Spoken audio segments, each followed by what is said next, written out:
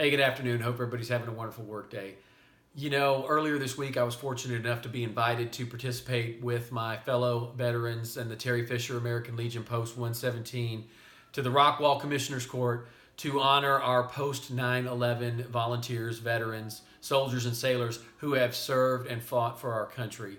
And it made me reflect on something that I think has pervaded our leadership culture, certainly for the last 5 to 10 years, and is very prevalent right now, which is this notion of that there's something wrong with our millennials, that they are difficult to communicate with, they're difficult to lead, and they somehow lack that passion for service that other generations had. And when I look out at that group of, and I think back on that group of those young volunteers, those young soldiers and sailors who volunteered to serve the United States Armed Forces post 9/11, and think about at the same time the number of volunteers who have continued to serve our armed forces and protect our country in the 17 years that we've been at war after 9/11, it makes me think that there's absolutely nothing wrong with our millennials.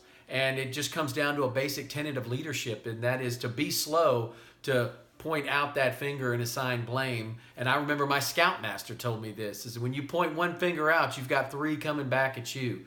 And what I would close with is that there is absolutely nothing wrong with our millennials. That this generation of Americans is as fine a generation as we've ever had, and our country is on solid footing.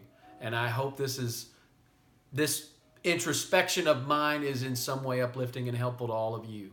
Anyway, have a wonderful evening.